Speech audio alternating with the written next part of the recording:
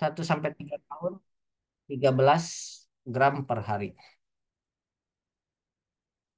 Nah, fungsi apa sih kebutuhan protein ini? Apa sih fungsi dari protein? Yaitu untuk pertumbuhan dan pembentukan komponen struktur tubuh, ya.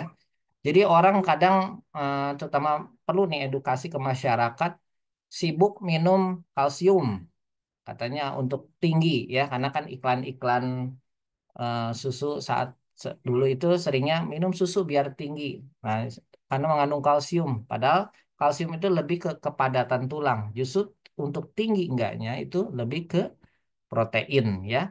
Nah, mendukung pertumbuhan sel otak dan neurotransmitter sebagai katalisator atau hormon dalam proses biokimia, sebagai pengangkut atau transportasi oksigen dalam eritrosit dan otot, dan membentuk antibodi tentunya. Jadi kita lihat betapa pentingnya si protein ini ya. Nah, untuk lemak dan lipid ini memang tidak ada panduan khusus ya mengenai itu tadi berapa persen. Tapi biasanya nanti per kali persajian itu kurang lebih itu kebutuhan lemak nih 6 sampai 8 bulan itu 2,5 mili atau setengah sendok minyak kelapa, jagung atau kedelai atau bisa digantikan dengan 20 gram santan ya. Sedangkan yang usianya 11 sampai 23 bulan 7,5 mili sampai 1,5 sendok minyak atau santannya itu 40 sampai 50 gram. Nah, tapi ini yang penting ya, yang penting disampaikan adalah untuk khususnya balita di bawah 2 tahun nih, karena kebutuhan energinya sangat tinggi, maka lemak ini tidak ada batasan sampai maksimal beda dengan orang dewasa. Nanti takut terjadi penyakit-penyakit metabolik atau stroke atau jantung. Di anak di bawah 2 tahun tidak ada pembatasan yang eh, ketat atau gimana. Jadi kalaupun ini dia akan dipakai untuk energinya karena memang anak di bawah 2 tahun kebutuhan energinya tinggi dan lemak merupakan salah satu sumber energi yang baik. Nah, ini kemudian tadi untuk yang adekuat berikutnya adalah bagaimana teksturnya nih. Sehingga nanti eh, cocok untuk diberikan sesuai usia, jadi tidak berbahaya. Contoh banyak di video-video mungkin di sosial media di mana bayi sudah diberikan tekstur yang kasar, misalnya di 6 bulan, atau justru kebalik. Kesalahannya adalah sudah usianya besar tapi masih diberikan yang cair, jadi masih banyak mengandung air, jadi kalorinya akhirnya kurang. Nah, untuk 6 sampai 8 bulan diulek saring. Jadinya diulek kemudian disaring. Jadi lumat kental ya. Kemudian untuk 9 sampai 11 bulan sudah mulai dengan dicincang atau dicacah ya. Begitupun juga dengan karbohidratnya sudah mulai padat, sudah mulai bisa beralih ke nasi tim. Nah, untuk yang mudahnya di atas 1 tahun sudah seperti menu keluarga ya. Jadi sudah sama untuk teksturnya dan lebih ke untuk itunya diiris-iris. Nah, syarat berikutnya adalah aman. Maksudnya aman adalah tentu harus bersih. Kemudian penyajiannya, pisahkan pangan mentah dengan pangan matang. Terus masaklah dengan api yang benar, jadi harus benar-benar matang. Jadi karena kalau sistem imun anak di bawah 2 tahun masih belum matur, belum matang. Jadi kalau makanan-makanan setengah matang kadang kan kita mengikuti tren ada yang pakai telur setengah matang itu berbahaya karena mengandung masih Salmonella typhi ya. Kemudian jagalah pangan dengan suhu yang benar. Jadi suhu yang benar nih, jangan terlalu panas, jangan juga terlalu dingin. Kalau terlalu panas mungkin akan rusak si nilai gizinya ya. Kemudian diberikannya dengan cara yang baik. Jadi nah ini yang paling penting juga. Setelah jadi semuanya bagus, makanannya ternyata pada saat memberikannya si anak tidak mau dan kita salah menyikapinya. Jadi peran utama harus menyenangkan. Ya, jadi syaratnya itu proses makan ini, pemberian empasi ini harus menyenangkan, harus ada interaksi baik dengan ibu dan pengasuh. Jadi jangan sampai saat nyuapin mungkin ibunya sambil nonton drama Korea atau yang lain, misalkan konsen tidak ada kontak karena di sini juga saat memberikan makan inilah ada saat memberikan stimulasi sama saat seperti memberikan ASI, mengasihi. Jadi ada kontak mata, ada stimulasi di situ ya. Kemudian menyuapi dan membiarkan anak makan sendiri. Jadi mendorong si anak itu untuk mandiri makan sendiri. Kemudian kita harus sabar. Sabar maksudnya seperti apa? Jadi tidak memaksa. Contoh ketika diberikan suapan pertama ditolak, jangan langsung nyerah.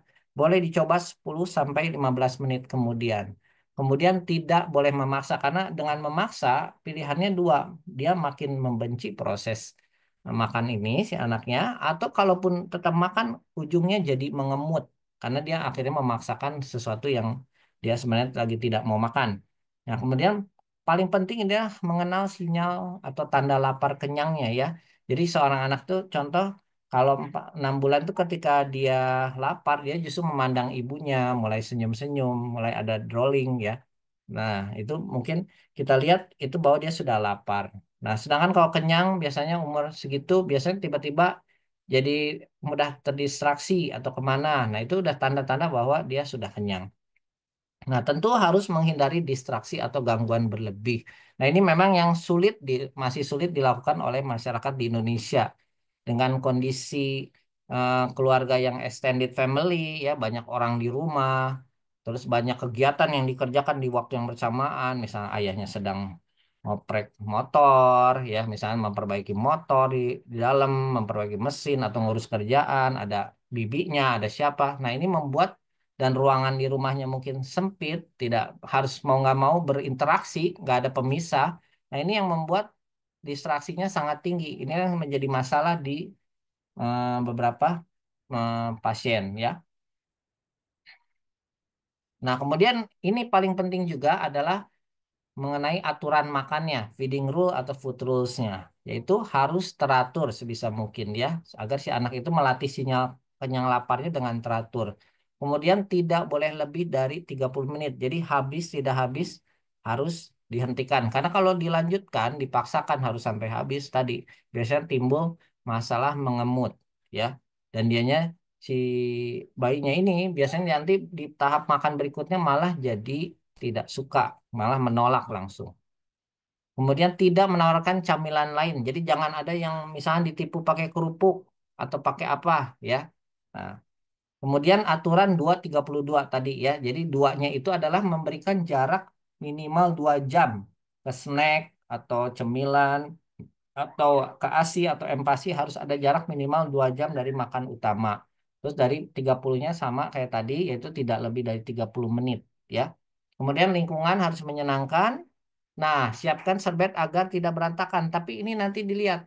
Ternyata banyak kesalahan itu adalah ketika mulutnya ada remah-remah makanan, itu langsung dielap. Anak kitanya ingin bersih kan, takut nanti mulutnya merah-merah. Nah, ternyata beberapa bayi itu menganggap itu suatu tanda sudah selesai makan. Nah, ini yang penting. Jadi, biarkan saja. Kalau mulutnya cemong, kotor, berantakan, itu biarkan. Jangan dielap. Ya. Ataupun juga kadang buru-buru memberikan minum, kecuali saat tersedak. Ya, misalkan ada gag refleks, agak tersedak, itu boleh silakan diberikan air. Tapi kalau di tengah-tengah langsung dikasih minum, itu juga kadang memberikan kode bahwa ke si bayi ini sudah selesai tahap makannya. Biasanya selanjutnya setelah minum itu tidak mau lagi makan atau hanya 1-2 suap ya. Kemudian tidak ada distraksi dan jangan menjadikan makanan itu sebagai hadiah. Nanti ini akan terbentuk pemikiran yang salah dari si balitanya. Kemudian untuk prosedurnya, nah biasakan memberikan makanan itu dalam porsi kecil. Jadi pasien atau anak kalau dikasih makanan tuh porsinya langsung besar, langsung istilahnya udah kenyang duluan. Jadi langsung males untuk menghabiskan karena merasa tidak pede. Wah, banyak sekali ini. Jadi berikan dengan porsi yang sedang atau kecil dulu. Nanti mudah kalau misalnya masih kurang, cepat ditambah. Jadi jangan langsung memberikan porsi besar. Kemudian makanan utama dulu, baru minum ya. Jadi sebisa mungkin intervensi minum ini dikurangi ya. Kemudian dorong anak untuk makan sendiri dan bila anak menolak, tadi sabar bertawarkan kembali dengan netral. Jadi jangan ada ekspresi misalkan alis yang naik, nada bicara yang agak gimana, sedikit mempus, memberi tekanan ya. Coba untuk 10 sampai 15 menit kemudian bila tidak mau ya udah akhiri saja. Jangan dipaksakan. Oke, nah ini beberapa suplemen yang penting ya, vitamin dan mineral ini beberapa yang saya anggap penting itu adalah seng, zat besi, kalsium dan vitamin A, terutama zat besi ini yang penting sekali ya. Nah, karena saya akan bahas secara khusus. Nah, kebutuhan zat besi itu Usia 6 bulan itu 0,27 miligram per hari. Sedangkan begitu usia 7 masuk ke 7 sampai 12 bulan, kebutuhannya meningkat hampir berkali-kali lipat jadi 11 miligram per hari. Sedangkan untuk 0 sampai 12 bulan itu butuh sampai 40 miligram per hari. Nah, kenapa sih perlu suplementasi zat besi? Biasanya diberikan di usia 4 atau 6 bulan. Nah, karena ternyata ke, zat besi yang ada di ASI ini sudah tidak mencukupi kebutuhan. Jadi ada gap, ada jarak antara kebutuhan dan asupan yang masuk hanya kalau hanya mengandalkan ASI. Jadi harus ditambahkan dari empasi. Empasinya pun tentu harus dinilai kualitasnya. Memang harus mengandung makanan-makanan yang mengandung tinggi zat besi. Nah, seringkali kurang. Sehingga akhirnya karena kebutuhan yang tinggi ini menyebabkan defisiensi zat besi yang akhirnya jatuh ke anemia defisiensi zat besi. Nah, ini biasanya menyebabkan si anak-anak ini akhirnya terjadi gangguan pertumbuhan dan perkembangan ya karena ternyata sel-sel otak juga itu untuk transmitternya itu memerlukan zat besi ya. Jadi zat besi sayang itu butuh untuk sel darah merah, transporter oksigen dan mencegah anemia. Jadi sudah harus diberikan suplementasi zat besi.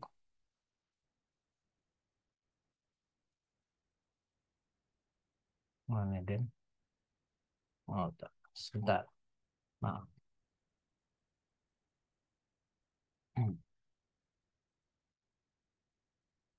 Nah, oke, maaf. Tadi ada sedikit kesalahan teknis.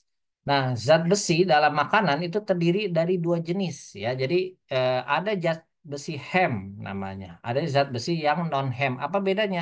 Kalau yang hem itu lebih mudah diserap. Artinya misalnya dari 100 gram, yang diserapnya itu bisa 80. Sedangkan yang non hem, walaupun 200 misalkan zat besinya, tapi yang diserap ternyata hanya 30. Nah, jadi sebaiknya perbanyaklah di zat besi yang hem ya, yaitu biasanya dari yang hewani, daging merah, hati unggas, daging ikan ya. Justru kalau yang kebanyakan yang non hem adalah yang dari nabati. Jadi kalau seperti film Popeye itu tidak benar ya. Jadi memang zat besinya banyak, tapi yang non hemnya, jadi yang diserapnya itu sedikit. Nah, ini adalah tabel mengenai suplementasi zat besi. Jadi, terutama kalau kita mendapatkan anak bayi nih, lahirnya BBLR. Nah, dia butuh 3 miligram per kilo per hari. Jadi, harus diberikan ini dosis besi elementalnya yang tentu nanti harus dirubah ke Fe sulfat atau Fe forot ya itu mulai dari usia 1 bulan sampai 2 tahun ya ini diberikan setiap hari nih sedangkan kalau cukup bulan itu 2 miligram per kilo per hari diberikan dari usia mulai 4 bulan sampai 2 tahun. Nah untuk balita nah ini 2 sampai 5 tahun cukup 1 miligram per kilo per hari dan diberikannya tidak setiap hari hanya 2 kali dalam seminggu selama 3 bulan berturut-turut. Tapi memang sebaiknya lebih baik lagi adalah kita cek dulu kadar zat besinya, status besi dari pasien kita sebelum memberikan. Karena biar lebih tepat, kalau ternyata dia sudah defisiensi, mungkin Pak harus pakai dosis terapi, dosis yang tinggi. Nah, ini adalah kurva dari gap, maaf, gap dari zat besi ya. Kita lihat yang warnanya di bawah ini, yang merah ini tuh zat besi yang ada di dalam ASI. Jumlahnya tidak bertambah, sedangkan kebutuhannya semakin lama itu semakin tinggi ya. Kita lihat gapnya semakin tinggi.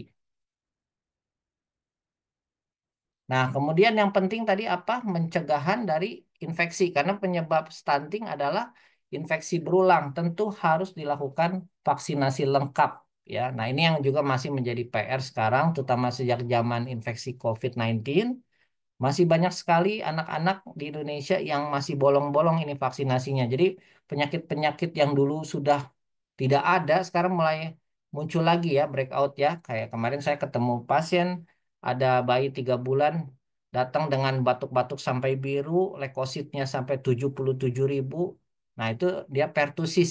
Jadi bayi-bayi sekarang mulai banyak lagi kasus pertusis. Campak juga meningkat kembali, ya.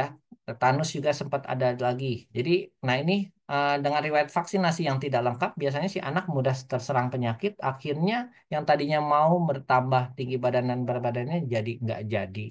Nah, kemudian karena Indonesia negara tropis, di sini banyak sekali kejadian infeksi cacingannya. Oleh karena itu pemerintah pun ada program pembagian obat cacing ya untuk mulai dari anak 1 tahun. Nah, ini jadwal imunisasi. Kebetulan tadi saya baru update dari Konika kemarin. Ini ada yang terbaru di 2024. Tidak berbeda jauh. Hanya yang berubah yang untuk demam berdarahnya saja. Kalau dulu ada 2 macam, sekarang hanya 1 macam yang dipakai yang hanya 2 kali pemberian dengan jarak 3 bulan. Tapi selebihnya adalah sama. Kalau ini bisa dibaca sendiri nanti lihat jadwal IDAI. Mungkin memang belum rilis resmi untuk di umum yang 2024, tapi ini sama saja. Nah, tadi cacingan ya, karena di cacingan ini dia biasanya menyerap nutrisi tuh. Kemudian menurunkan nafsu makan dan menyebabkan infeksi berulang, bahkan ada yang menyebabkan perdarahan saluran cerna. Jadi datangnya dengan anemia nantinya. Jadi perlu dilakukan pencegahan yaitu cuci tangan, jaga kebersihan, tidak berjalan tanpa alas kaki dan tadi pemberian obat cacing. Nah, ini tadi ya, pencegahan dan pengoperasian infeksi cacing ya. Jadi perilaku hidup sehat. Oke, kesimpulannya, stunting itu bisa dicegah dengan pemberian nutrisi yang adekuat, dengan pola asuh yang baik, serta pencegahan infeksi. Ya, terima kasih.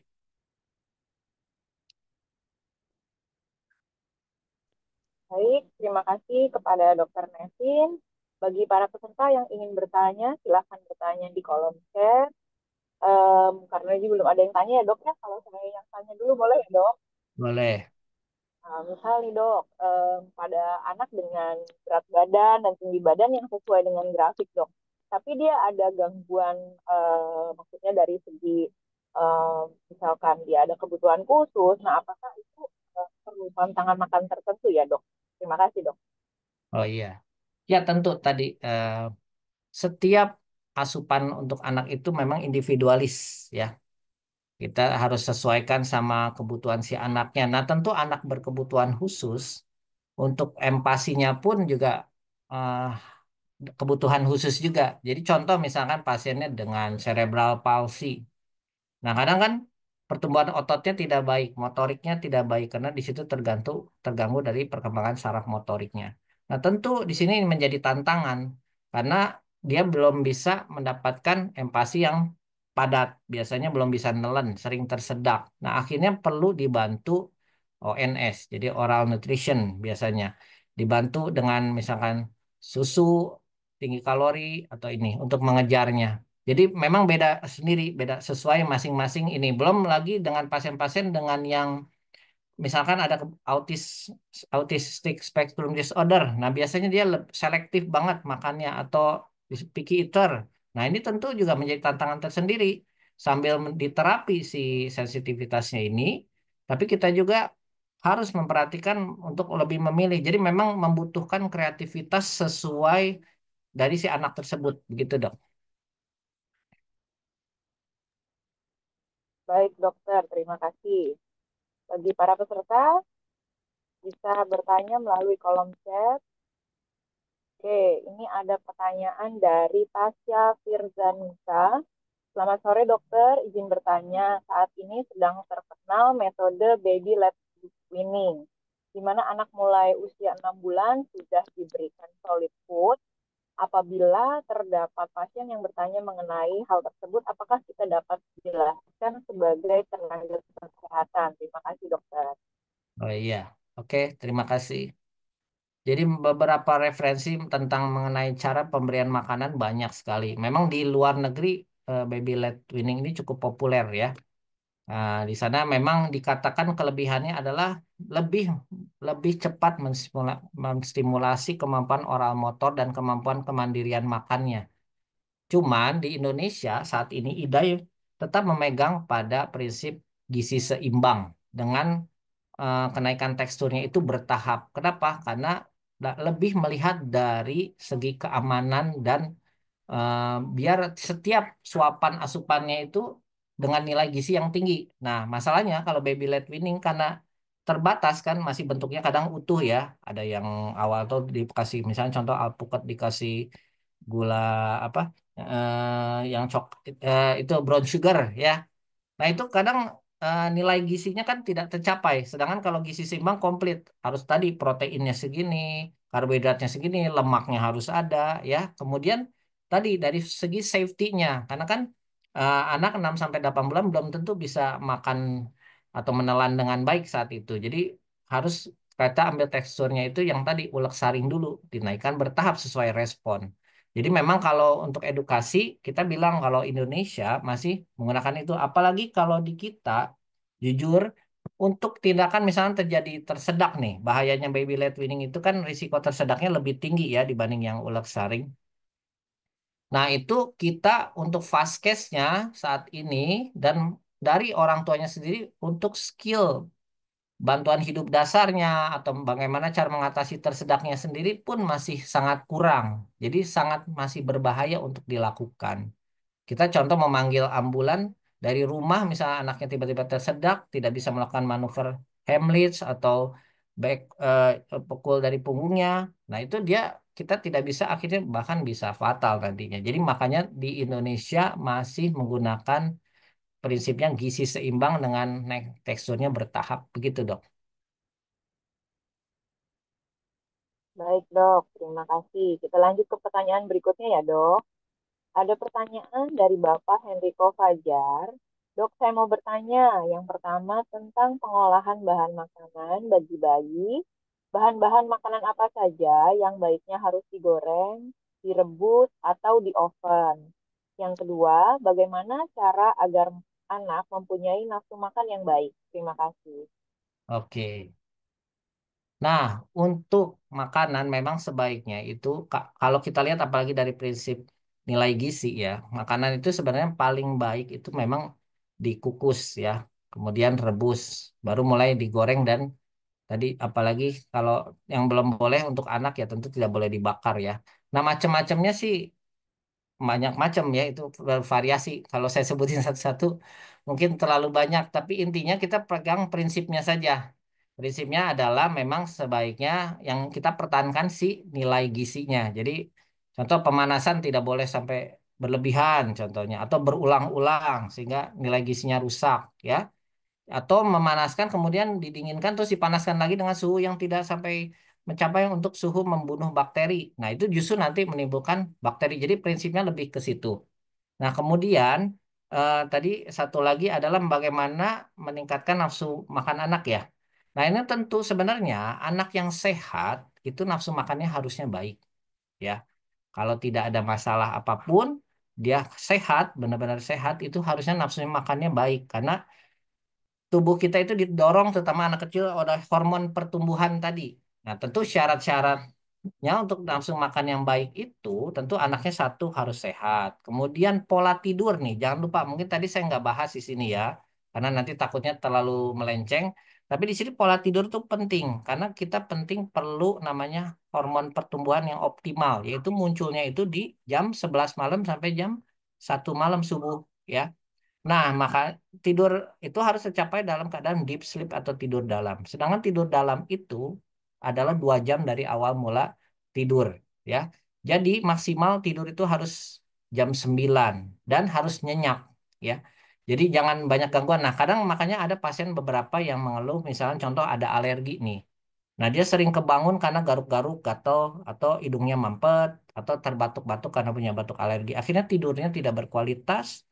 Akhirnya hormon pertumbuhannya tidak keluar dengan optimal, nafsu makannya jelek, moodnya jelek saat pagi, mau diberikan empasi. Nah, itu contoh. Jadi intinya anaknya harus sehat, pola tidurnya harus baik, ya. Kemudian tadi tidak ada distraksi, kembali lagi ke feeding rules-nya. Ini yang melatih sinyal kenyang laparnya. Jadi anak nggak mau makan belum tentu betul salah tidak nafsu makan. Mungkin salah pemberian waktunya, mungkin lagi nggak mau. Atau mungkin kalau anaknya udah mulai di 9 sampai 12 bulan udah ada food preference, dia udah ada keinginan tertentu, dia mungkin saat itu tidak mau makan itu. Jadi kita orang tua sayangnya anak tidak bisa ditanya, ini makna maunya apa. Nah, itu yang membuat kita harus lebih kreatif ya untuk melihat apakah jangan-jangan nggak mau makannya karena udah pengen naik tekstur tadi atau gimana ya. Jadi memang ini masalah empati ini kalau dibahas kayaknya nggak ada habisnya. Bahkan tiap kasus beda lagi gitu. Belum ada penyakit-penyakit patologis seperti selektif ya, makannya selektif atau picky eater ya. Ada masalah sensoris, misalnya ada sensory processing disorder dan lain-lainnya. Jadi harus dilihat betul. Jadi kalau ada anak, intinya mungkin saya jelaskan gimana sih kalau ada anak yang nafsu makannya dinilai jelek. Satu, pertama langkah pertama adalah perbaiki feeding rules-nya. Apakah sudah betul? Evaluasi lagi. Kemudian sambil dicari apakah ada penyakit. Jadi harus dilakukan screening. Contoh screening misalkan untuk yang terbesar nih di Indonesia penyakit yang tidak terlihat silent disease-nya itu satu anemia defisiensi zat besi tadi. Kedua infeksi saluran kemih. Nah, itu mungkin sangat mungkin ya. Jadi tidak ada keluhan hanya eh, tidak nafsu makan misalkan. Kemudian di tiga negara endemis TB Indonesia. TB itu juga banyak. Kemudian jangan-jangan mungkin gangguan hormon. Jadi harus dicek PSH-nya atau growth hormonnya. Nah, nanti dilihat itu semua. Kalau semuanya bagus, ini nah mungkin juga ada masalah yang lain, misalnya masalah sensoris. Ya, begitu mungkin. Baik, terima kasih dokter. Sangat jelas sekali ya, perihal MPASI ini memang sangat membutuhkan kreativitas ya dok bagi para orang Iya. tua ya. Tapi harus melek ilmu juga ya, bukan Ya, kreativitas betul. tapi ilmu ya dok. Baik, kita lanjut ke pertanyaan berikutnya ya dok. Dari Ibu Ruth Malige Rembaen. Selamat sore dok, izin bertanya. Ada seorang anak usia 4 tahun, dia sudah bisa makan sendiri, namun maunya makan sambil nonton. Kira-kira apa pengaruhnya terhadap mental anak dan bagaimana cara mengatasinya? Terima kasih. Oke. Nah, mungkin kalau ini nanti sama Ibu Heni masalah gadget terhadap perkembangan. Tapi yang penting memang kita ada pembatasan screen time ya. Untuk 4 tahun itu hanya boleh 1 jaman saja, itu pun yang edukasi. Tapi sangat tidak boleh terlarang kalau dibarengkan dengan saat memberikan makan. Karena itu mungkin dilihat apakah si nonton ini menjadi syarat untuk dia menuruti kemauan kita untuk makan. Nah, tentunya ini akan membuat distraksi yang benar-benar sulit nantinya. Jadi gini, anak itu jadi makan itu bukan mendapatkan untuk tujuannya mendapatkan pleasure dari makannya, bukan mendapatkan kenikmatan dari makannya nih.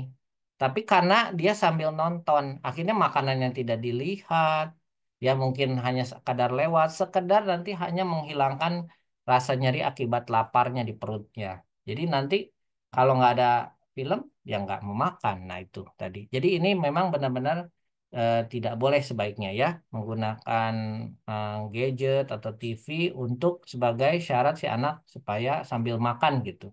Gitu.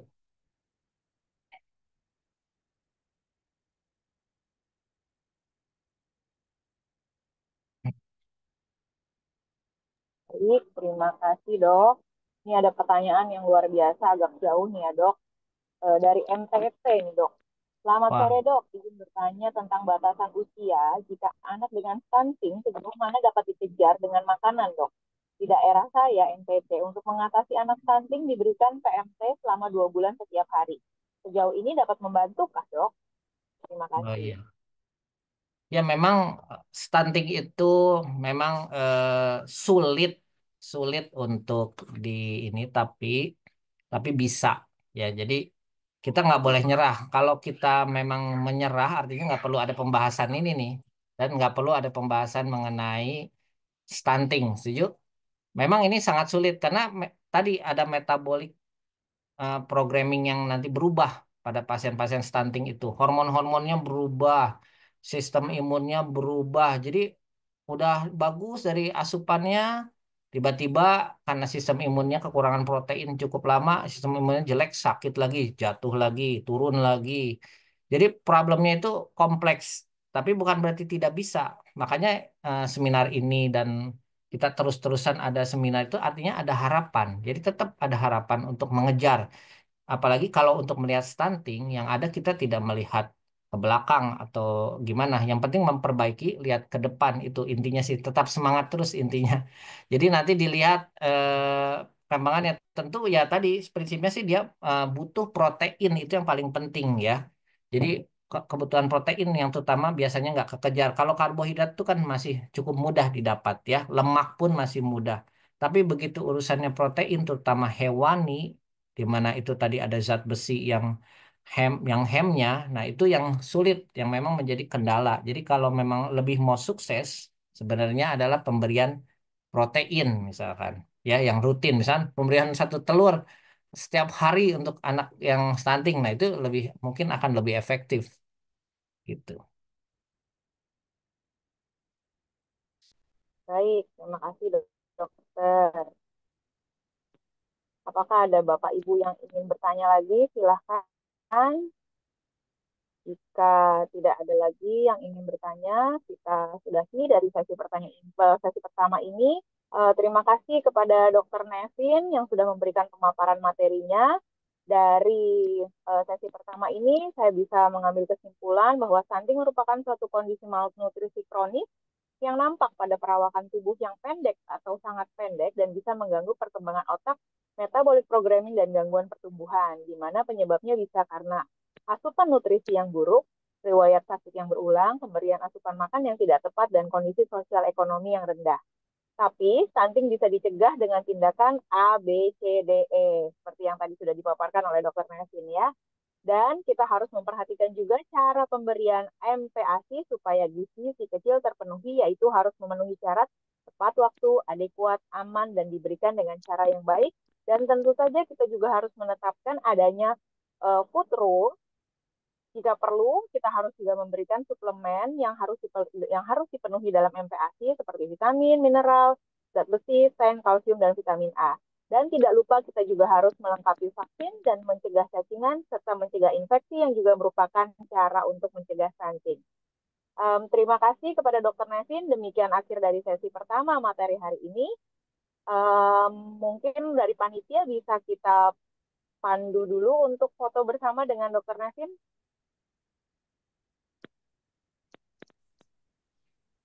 Halo, apakah ada Mbak Indi?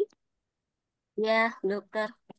Ya, Silakan untuk on cam untuk semua peserta.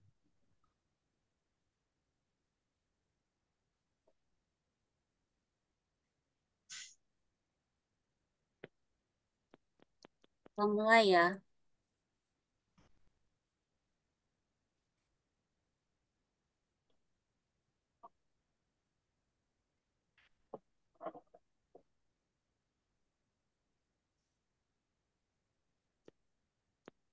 Satu, dua, tiga. Sebentar ya.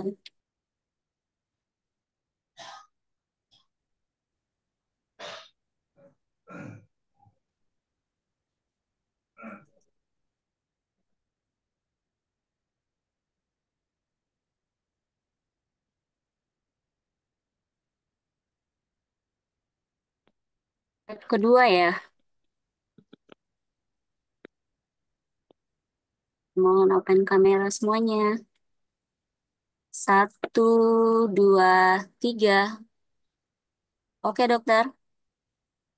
baik. Terima kasih Mbak Indi. Terima kasih kepada Dr. Nevin atas pemaparan materi yang sangat informatif dan menarik dan kami yakin bisa memberikan manfaat bagi kita semua di lapangan. Amin. Mari kita lanjutkan ke sesi kedua dengan materi perkembangan anak 6 bulan sampai usia 2 tahun yang akan dibawakan oleh Ibu Heni Mayasari, Magister Psikologi, Certified International Personal Assessor, Certified Hypnotist, dan Certified Hypnotherapist. Saya akan bacakan CV beliau. Beliau menempuh pendidikan psikologi, Magister S2 Psikologi, dan Doktor Psikologi di Universitas YAI. Beliau juga telah mengikuti berbagai pelatihan assessor, SDM, dan hipnoterapi. Beliau bertugas melakukan assessment, konseling, dan terapi, serta psikotes dan tes masuk karyawan di Rumah Sakit Binda Tanggerang, Klinik Salvo, Yayasan Praktek Psikologi Indonesia, PT Inovasi Terpadu, Multimedia Nusantara School, TV Mulia Astra Jingga, dan juga membawakan seminar-seminar di Disnaker Kota Tangerang. Kepada Ibu Heni, waktu penyampaian materi sekitar 60 menit, dan bagi para peserta yang ingin mengajukan pertanyaan seputar materi yang akan dibawakan, yaitu perkembangan anak 6 bulan sampai 2 tahun, bisa menuliskan di kolom chat dan akan dijawab di akhir sesi kedua. Kepada Ibu Heni kami persilahkan. Baik, selamat sore Bapak Ibu. Terima kasih eh, Mbak Fani. Selamat sore, salam kenal dari saya dari Tangerang. Salam kenal, Bu. Wah, masih semangat nih ya Bapak Ibu. Hari ketiga nih. Masih. Masih, masih. Tuh. Dari NTT tuh jauh. Aduh, luar biasa nih Bapak Ibu, hebat sekali. Baik, saya izin share screen. Apakah sudah terlihat Pak Ibu? Sudah terlihat Bu Heni. Baik. Ya, tadi dokter sudah menyampaikan itu luar biasa sekali ya ini penyampaiannya. Saya juga jadi banyak belajar tentunya. Kita masuk kepada perkembangan balita usia 6 bulan sampai usia 2 tahun. Kebetulan saya juga banyak menangani klinis dewasa. Nanti apabila memang eh, pertanyaan-pertanyaan, biasanya nih pertanyaan yang datang ke saya nih, bagaimana orang tuanya, bagaimana pola asuh gitu ya. Jadi boleh-boleh saja nanti ketika Bapak Ibu mau bertanya kepada saya tentang bapaknya gitu ya. Biasanya banyak sekali nih yang tanya, nggak melulu tentang anaknya gitu ya. Oke, ini sedikit tentang CV saya tadi sudah dibacakan oleh panitia. Baik, kita masuk kepada apa sih perkembangan itu sendiri. Itu sebelum kita lebih lanjut membahasnya. Definisi dari perkembangan itu saya ambil dari teori King di 2011, yaitu perkembangan adalah perubahan kemampuan manusia yang terjadi di dalam hidupnya, baik itu kita melihat bisa dari fisiknya, bisa dari kognitifnya, bisa dari sosial dan emosionalnya. Yang berikutnya, King juga berkata bahwa perkembangan itu juga bisa meningkat ternyata kapasitasnya, yaitu bisa melalui pertumbuhan, melalui maturasi atau waktu dan pembelajaran. Berikut adalah kategori-kategori peningkatan kapasitas melalui pertumbuhan, waktu, dan pembelajaran. Kalau ngomongin fisik, kita bisa melihat bahwa anak-anak itu bisa kita lihat perubahan fisiknya, apakah secara biologisnya dia memiliki berat badan yang bertambah atau berkurang. Kemudian juga kita bisa melihat dari tinggi badan, kita bisa melihat juga dari otak, dari hormon, dan dari keterampilan motorik. Yang berikutnya di sini adalah kita bisa melihat dari perkembangan kognitifnya. Apakah perkembangan kognitifnya ini bagaimana? Naik atau turun gitu. Artinya di sini melibatkan cara berpikirnya anak. Kalau kita ngomongin kognitif berarti kita ngomongin kecerdasan. Di psikologi itu banyak sekali alat tes ya, alat psikotes itu bisa mengukur tingkat kecerdasan anak atau IQ. Dan di sini juga ngomongin kognitif pasti kita juga membahas tentang bahasa. Apakah bahasa anak-anak ini sudah jelas bahasanya atau masih belum jelas terdengar seperti itu. Kemudian kita bisa melihat dari sosial emosional, yaitu yang melibatkan di sini tentang hubungan eh, dengan orang lain, bagaimana sosial skillnya, apakah anak-anak ini sosial skillnya apakah menarik diri atau memang anak ini memang eh, bisa bersosialisasi dengan baik atau belum seperti itu. Kemudian perubahan emosi. Apakah anak ini cenderung tantrum ataukah anak ini cenderung introvert seperti itu dan kepribadian. Tadi seperti saya bilang ada introvert dan ada ekstrovert tentunya anak-anak ini. Kemudian mengarah ke perkembangan anak usia 6 bulan. Kita bisa melihat baik dari secara fisik di usia 6 bulan itu anak ini sudah mulai mampu tersenyum, tertawa, kemudian mengoceh seperti itu. Biasanya kan orang tua atau eh, kakaknya atau om tantenya godain anak-anak ini, dia bisa merespon, sudah mulai bisa tersenyum, tertawa, dan mengoceh mengikuti eh, yang memberi respon. Kemudian di sini anak usia 6 bulan itu juga bisa sudah mulai mendorong tubuhnya ke lantai. Misalnya ada apa namanya, dia mulai merangkak, kemudian bisa mendorong tubuhnya dan berguling seperti itu. Yang berikutnya, anak-anak ini sudah bisa memindahkan benda dari tangan satu ke tangan yang lain biasanya.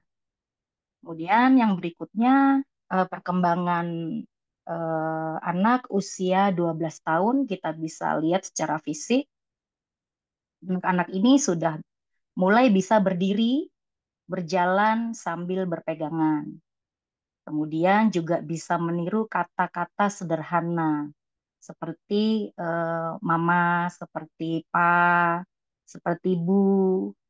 Kemudian yang berikutnya adalah anak-anak ini sudah mulai mengenal keluarga yang lainnya seperti mana nenek, mana kakek, mana om, dan mana onti seperti itu. Yang berikutnya adalah kita bisa lihat perkembangan anak di usia 2 tahun dari eh, fisiknya. Anak-anak 2 tahun ini biasanya kan ada orang tua yang sudah mulai masuk ke playgroup atau ke kiddie club seperti itu. Mereka ini sudah mau nih, walaupun anaknya kadang kalau masuk kelas gitu nangis gitu ya, nangis harus ditemani dengan kedua orang tuanya atau ditemani dengan susternya gitu. Tetapi anak-anak di usia 2 tahun ini sudah mulai bisa beraktivitas secara kelompok, bernyanyi, terus menari, bermain musik itu sudah bisa gitu anak-anak ini. Kemudian juga anak-anak ini sudah mulai mengerti keterampilan, keterampilan dasar, misalnya menyusun balok, terus anak-anak ini sudah bisa bermain puzzle seperti itu. Kemudian berikut adalah kita mengarah kepada perkembangan kognitif menurut Piaget di usia 6 bulan sampai dengan 2 tahun. Menurut perkembangan kognitif di sini Piaget bilang bahwa anak ini di usia 6 bulan ini dapat mencari rangsangan melalui sinar lampu dan suara. Jadi bisa sinar lampu, bisa suara, bisa dari apa yang dia masukkan ke dalam mulut biasanya untuk merangsang dirinya. Oh ini sebenarnya benda kasar atau benda halus dia masukin ke mulutnya seperti itu. Kemudian di usia 1 sampai 2 tahun ini sudah mulai memahami sebab akibat. Banyak orang tua yang bilang, misalnya jangan misalnya atau adik ini ya jangan terlalu sepatunya kena lumpur ya nanti kotor seperti itu. Jadi anak-anak ini biasanya sudah mengerti tuh mana yang boleh, mana yang tidak baik seperti itu. Kemudian anak-anak di usia ini juga sudah mulai memahami bahwa tindakan itu menghasilkan konsekuensi tertentu. Artinya tadi misalnya mau makan banyak tuh dia akan mendapatkan reward dari orang tuanya. Anak-anak ini sudah mulai bisa memahami. Yang berikutnya adalah perkembangan sosial. Artinya tadi kita sudah berbicara tentang fisik dan kita sudah berbicara tentang kognitif. Sekarang perkembangan sosial emosional menurut Erikson. Di sini anak itu sudah belajar percaya kepada orang lain. Misalnya ada anak-anak yang dimasukkan ke sekolah nanti sama guru ya gitu. Gurunya terlihat baik gitu, terlihat merespon dengan ceria seperti itu. Nah, dia sudah mulai percaya nih, oh dia di sini harus belajar, harus main dan orang tuanya boleh ya di depan kelas dulu ya seperti ini. Ternyata dia percaya nih bahwa di Dalam kelas dia akan belajar, dia akan bermain bersama guru tersebut. Kemudian anak-anak juga sudah mulai belajar mengendalikan diri dan menjadi dirinya sendiri. Anak-anak ini tentunya sudah mulai bisa nih kalau anak bilang, "Adik tunggu ya, sebentar ya, sabar ya." Nah, anak-anak ini akan mendengarkan orang tuanya bagaimana harus sabar. Tentunya orang tua juga perlu memberikan contoh sabar itu seperti apa. Seperti itu. Kemudian sudah bisa menjadi mandiri. Ada anak-anak usia 2 tahun ini yang sudah mulai bisa 1 sampai 2 tahun ini sudah bisa malah nggak mau disuapin gitu kan. Pengennya sendiri walaupun acak-acakan gitu makannya ya, walaupun makannya bisa lewat hidung, akhirnya mau ke mulut, akhirnya ke hidung itu dia sudah mulai belajar di situ. Kemudian di sini juga anak-anak sudah mulai fokus pada kemandirian dalam melakukan kegiatan. Ya tadi seperti dia sudah mau mencoba makan sendiri, kemudian dia sudah bisa membereskan mainannya sendiri seperti itu. Eh, sudah berani apa namanya? Kadang saya melihat beberapa anak-anak yang berani menyapa orang di jalan walaupun itu tidak dia kenal seperti itu. Itu sudah bisa mereka lakukan. Kemudian kita bergeser kepada peran orang tua dalam tumbuh kembang anak. Peran orang tua dalam tumbuh kembang anak ini eh, melalui apa saja sih? Menurut saya tadi sudah jelas gitu yang dijelaskan oleh Dr. Nevin dengan eh, sangat penting ya karena orang tua menurut saya itu mayor ya untuk bisa membuat anaknya ini jadi seperti apa. Yang pertama adalah secara biologis. Tentunya orang tua ini perlu memperhatikan secara biologisnya, yaitu kalau di dalam psikologi ini orang tua perlu memperhatikan dan memberi gizi yang baik. Artinya boleh-boleh saja jajan gitu, tetapi perlu diingat bahwa apa yang dibutuhkan untuk anak-anak di usianya. Makanan-makanan yang seperti apa? Apakah orang tua ini lebih senang membeli nugget yang memang sudah jadi atau lebih eh, membuat sendiri di rumah seperti itu. Nah, ini perlu sekali apa namanya dilakukan oleh orang tua dalam memberi gizi yang baik untuk anak-anak. Kemudian perlu juga orang tua di sini memperhatikan dari segi psikososialnya, yaitu memberikan stimulasi anak melalui interaksi. Itu artinya ucapan itu juga bisa membuat anak ini, apalagi anak-anak yang memang ada di fase role model ya, golden age gitu ya, dia akan meniru apapun yang orang tua lakukan seperti itu. Nah ini perlu orang tua memberikan stimulasi-stimulasi yang positif dan baik untuk anak ini, gitu, melalui interaksi tentunya. Jadi jangan capek orang tua kalau anak nih banyak tanya gitu kan. Orang tua kadang kan saya menemukan beberapa kasus gitu di luar gitu ya. Anak-anak banyak tanya ini udah langsung dibentak gitu ya. Jadi satu kali bentakan itu juga bisa ribuan sel dalam otak juga berguguran. Nah, ini hati-hati juga gitu dalam berinteraksi dengan anak-anak. Kemudian anak-anak itu perlu kasih sayang menurut saya.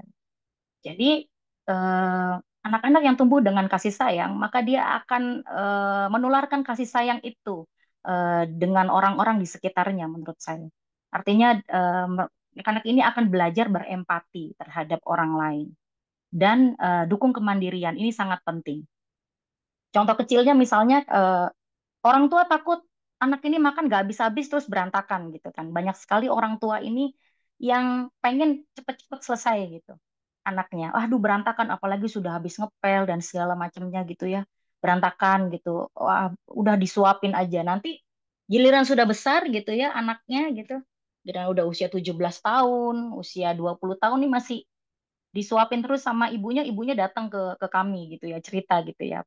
Semua itu memang terjadi karena pola kan akhirnya gitu. Karena pola kalau ngomongin psikologi berarti ngomongin tentang perilaku dan pola yang ada karena dilatih seperti itu. Nah, ini perlu menurut saya diberikan oleh anak-anak di usia dini. Seperti itu.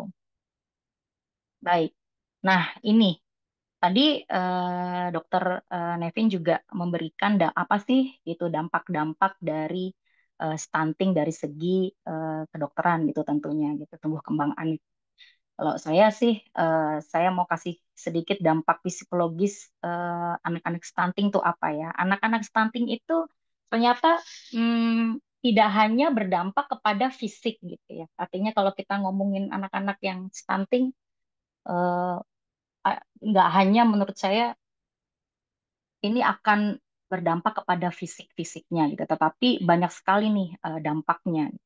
Anak-anak itu bisa eh, apa namanya ya, tumbuh kembangnya menjadi lamban gitu. Anak bisa kesulitan melakukan kegiatan dasar sehari-hari, gitu. Bisa mengancingkan baju saja tidak bisa misalnya gitu ya. Terus keterlambatan kognitif gitu, artinya anak-anak ini bisa memiliki kecerdasan yang lamban, gitu, slow linear artinya ya. Nanti sekolah misalnya anaknya udah duduk paling depan gitu ya, guru sudah ngomongnya kenceng gitu, terus tapi tetap aja anaknya nggak ngerti-ngerti gitu ya. Terus bisa jadi anak ini menjadi speech delay. Kemudian di sini juga bisa timbul masalah-masalah emosi dan sosial. Artinya di sini bisa nanti anak ini berdampak kepada rentan depresi, kemudian masalah-masalah emosional, dia masalah-masalah jadi memiliki persoalan-persoalan di sekolah di sosial skillnya seperti itu, dia dari jadi menarik diri, kemudian eh, apa namanya perilakunya akhirnya menjadi tidak normal tentunya. Kemudian yang berikutnya adalah kemampuan beradaptasi tentunya kurang di sini. Teman-temannya sudah bisa eh, apa namanya di usia tersebut, teman-temannya sudah bisa melakukan banyak hal, dianya lamban gitu misalnya. Itu adalah dampak dari anak-anak yang stunting. Nah, ini kita sudah masuk kepada tips di mana saran dan pencegahan stunting. Di sini yang pertama adalah tentunya kita perlu meningkatkan nutrisi dan asupan gizi yang baik. Kemudian di sini juga perlu adanya dukungan emosional. Ciptakan suasana nyaman dan penuh cinta kasih tentunya. Kemudian di sini yang berikutnya adalah interaksi sosial. Ajak anak itu berinteraksi dengan teman sebaya. Jadi jangan keseringan ngajak anak itu berinteraksi ngerumpi sama tetangganya gitu ya. Gitu. Jadi kalau bisa ada teman sebayanya, biarkan anak bermain dengan teman-teman sebayanya. Kemudian di sini adalah yang paling penting perlu sih gitu datang ke profesional menurut saya ke dokter tumbuh kembang, ke dokter anak, ke psikolog gitu ya. Menurut saya itu sangat penting walaupun anaknya nggak kenapa-kenapa gitu, tetapi sekedar konsultasi menurut saya ini sangat penting gitu untuk mengetahui sejauh mana sih tumbuh kembang anak-anak kita gitu seperti ini. Karena mencetak generasi emas itu menurut saya tidak mudah gitu ya. Jadi kita perlu mendapatkan bantuan-bantuan dari profesional. Baik, kita mengerucut pada kesimpulan bahwa di sini saya setuju bahwa stunting ini bukan hanya mengenai soal fisik, tetapi juga akan sangat berpengaruh luas bagi tumbuh kembang anak. Seperti itu, Mbak, materi yang saya berikan. Terima kasih sebelumnya jika ada pertanyaan saya ingin dapat pertanyaan nih dari Bapak Ibu. Baik, terima kasih Ibu Heni. Sambil menunggu ya, ini mungkin Bapak Ibu ini masih agak malu-malu ya untuk bertanya. Kalau gitu Ini saya ada mau tanya pertanyaan yang belum dijawab tuh Mbak. yang Multitasking ya nah, dalam makan ya, Mbak Fani. ya bentar saya.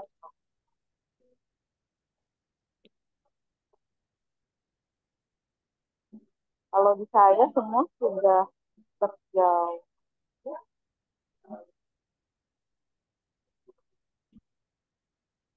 Tadi ini pertanyaan semua dari sesi pertama, Bu.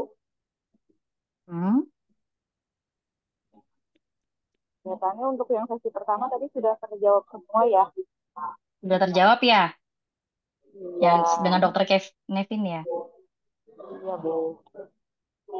Mungkin masih malu-malu ini ya Bu. Masih Untuk masih berpikir. masih berpikir. Kita sambil menunggu ya. Mungkin boleh saya yang tanya dulu ya Bu. Kebetulan Mbak nih Bu Fani.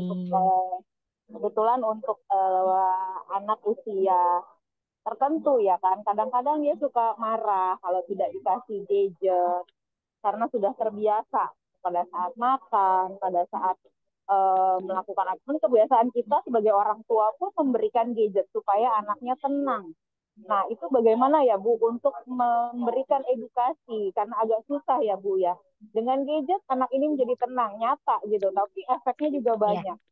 Bagaimana metode yang paling efektif ya Bu untuk anaknya dan juga untuk orang tuanya sendiri. Terima kasih Bu. iya baik Mbak Fani. Kalau menurut saya sendiri, kita tidak bisa memisahkan anak-anak generasi Alpha dan anak-anak generasi Z ini dengan gadgetnya ya, menurut saya ya, karena memang dia lahir sudah di zaman gadget ya. Tapi kita perlu menawarkan cara atau permainan-permainan baru. Misalnya, ada anak yang memang bisa multitasking ya, mengerjakan pekerjaan bersama-sama, makan sambil nonton itu ada anak-anak. Tetapi kita lihat juga dia ada di fase apa. Kalau ada di fase tumbuh kembang itu akan menjadi problem sih buat si anak ini sendiri. Artinya kita perlu kreatif dalam berplay gitu, berplay game gitu. Misalnya kayak anak-anak ini di usia-usia 2 tahun gitu kan, usia-usia 6 bulan, ini kan perlu banyak dikasih stimulus ya. Stimulus artinya stimulus itu banyak caranya kan, nggak hanya gadget saja atau nggak hanya nonton TV saja gitu kan. Artinya kita juga bisa berdiskusi dengan anak-anak. Misalnya contohnya eh, boleh ya Mama minta kamu makan dulu fokus ya fokus tuh apa gitu kan kita perlu kasih tahu asli sih sebenarnya fokus gitu kan kadangkala banyak sekali bahasa-bahasa orang tua yang tidak dipahami oleh anak sebetulnya itu yang membuat anak akhirnya ngomong apa sih gitu seperti apa sih gitu nah ini perlu orang tua perlu perlu pintar gitu mengemas kata gitu ya boleh ya kamu maem dulu ya gitu. Nanti setelah makan kamu boleh kok habis ini nonton gitu.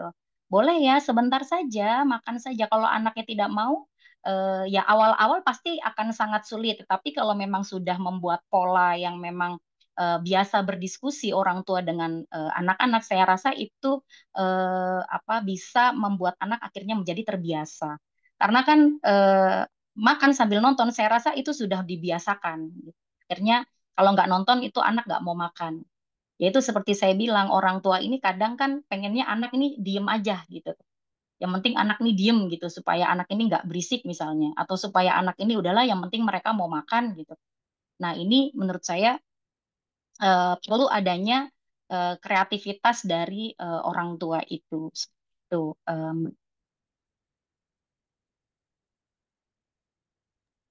Baik, halo? Ibu. Terima kasih. Ya Ini Mbak ada Fani. pertanyaan. Ya, sama-sama. Terima kasih Ibu Heni. Oke, saya bacakan pertanyaan dari kolom chat ya, Bu. Dari Ibu Ya. Ruth Maligi Rembayan. Selamat sore, Dok.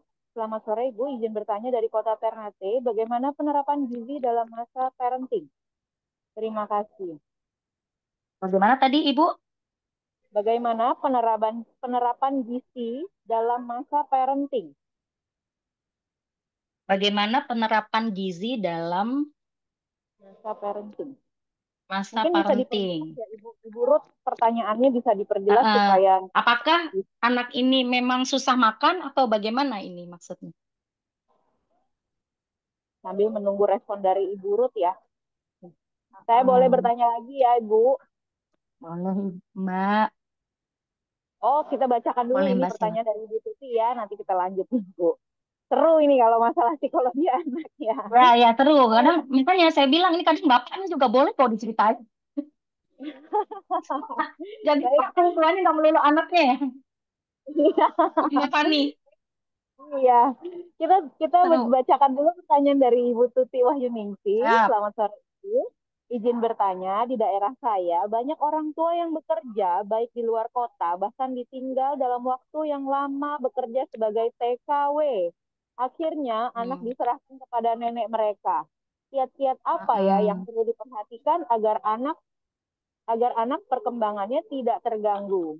Terima kasih, Bu. Oke. Nah, ini memang terjadi, ini sebenarnya umum sih ya, terjadi dalam sebuah rumah, apalagi yang memang orang tuanya keduanya kerja, terus di dalam satu rumah nih ada nenek kakeknya, ada om tantenya, ada pak de budenya gitu ya. Akhirnya anak ini bingung sebenarnya mau nurut sama siapa gitu, mau ikuti aturan siapa gitu kan ya.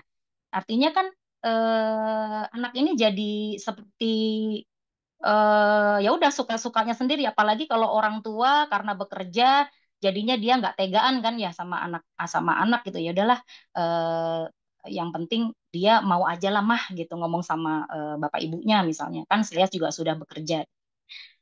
Perlu diketahui bahwa di sini dalam satu rumah itu perlu adanya satu edukasi saja. Jadi perlu adanya satu edukasi saja yang bisa anak-anak ini terapkan terhadap dirinya.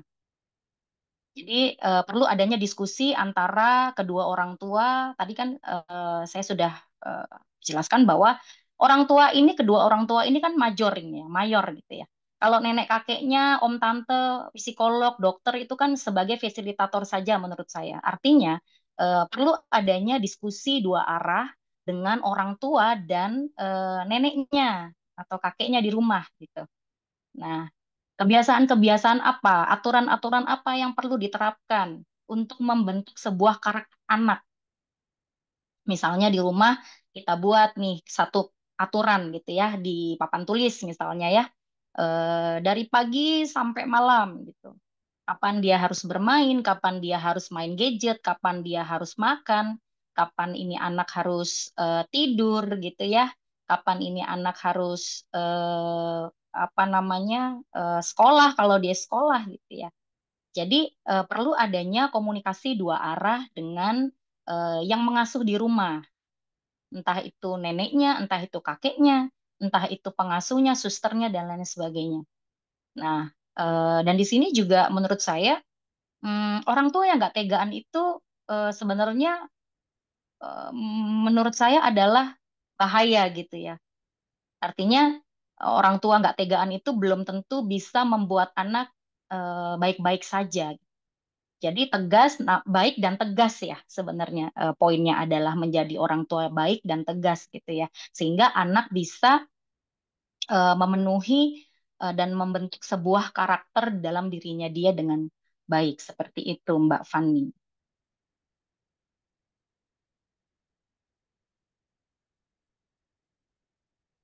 Seperti itu Mbak Fani. Baik, terima kasih Ibu.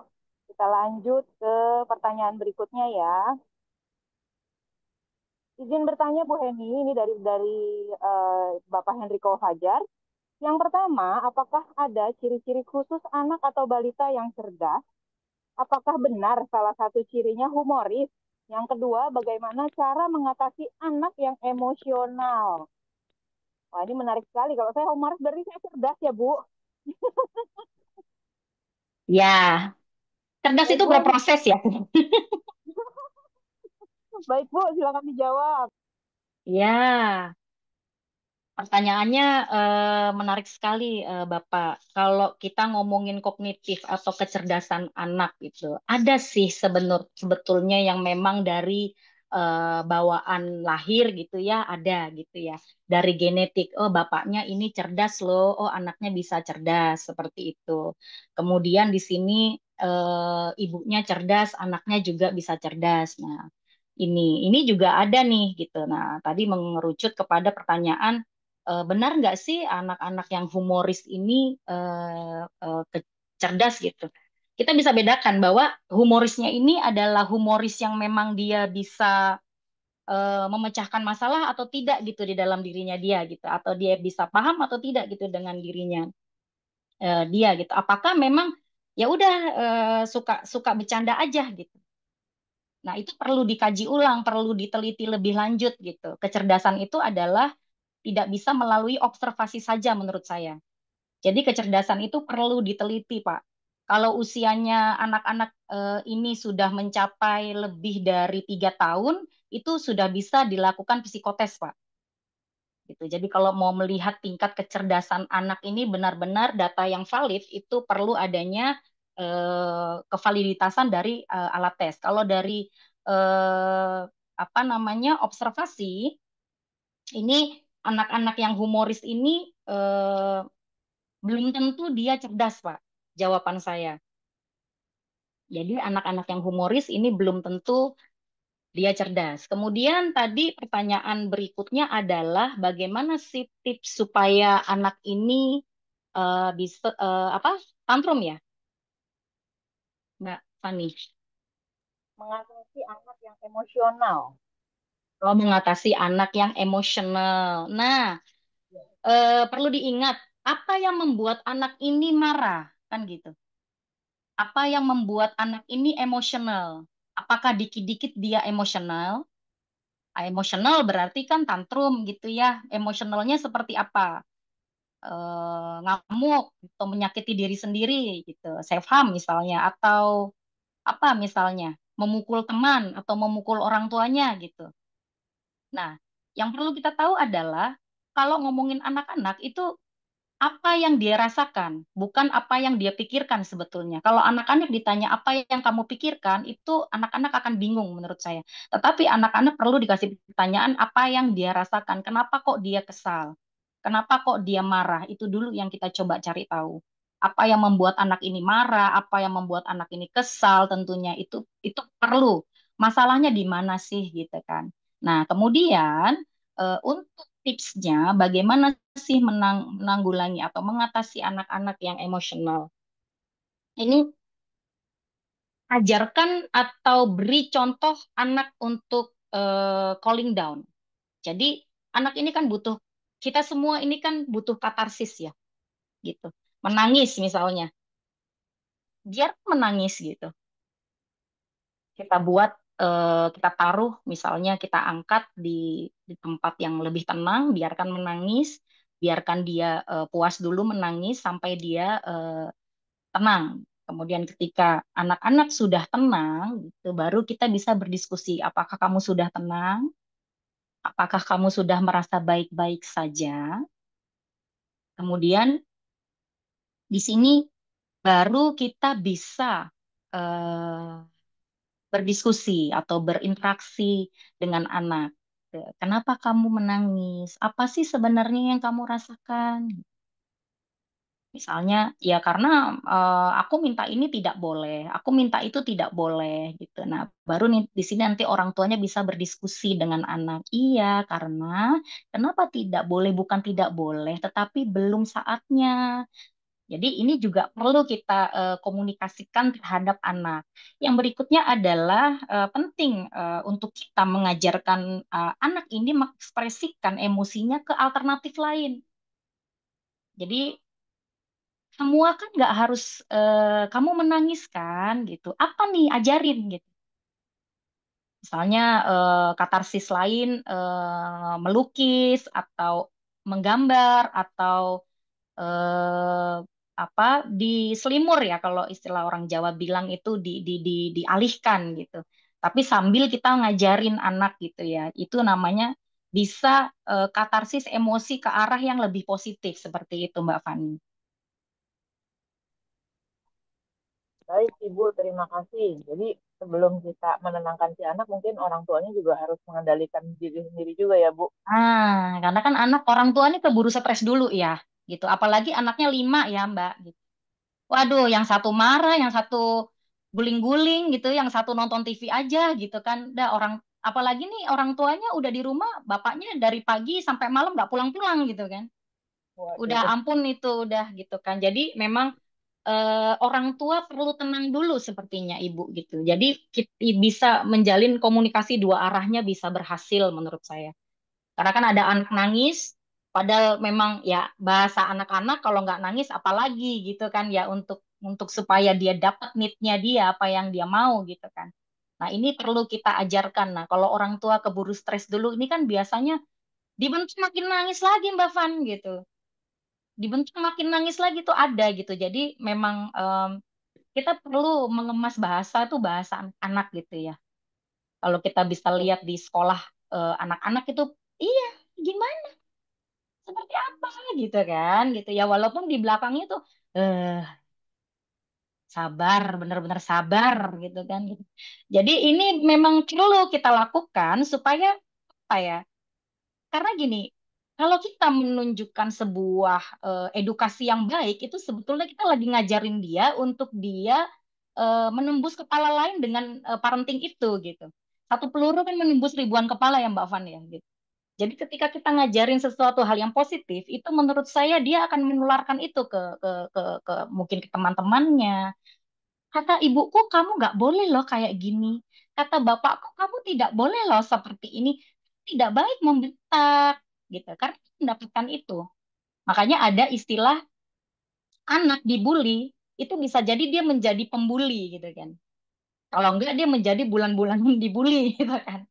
Jadi menurut saya itu pentingnya sebagai orang tua kita betul-betul nih gitu memberikan contoh yang sebaik-baiknya terhadap generasi penerus ini. Itu tidak mudah ya Mbak Van. Jadi kita berproses bersama. Makanya ini saya senang sekali nih pertanyaan ada karena saya juga jadi belajar gitu ya Mbak ya, belajar bersama. Begitu Mbak Iya, Fani. sama saya juga. Jadi sebelum kita meminta anak untuk tidak emosional, kita dulu bercermin ya supaya kita juga bisa mengendalikan Ya, emosi kita ya, Bu. iya, betul Mbak Van.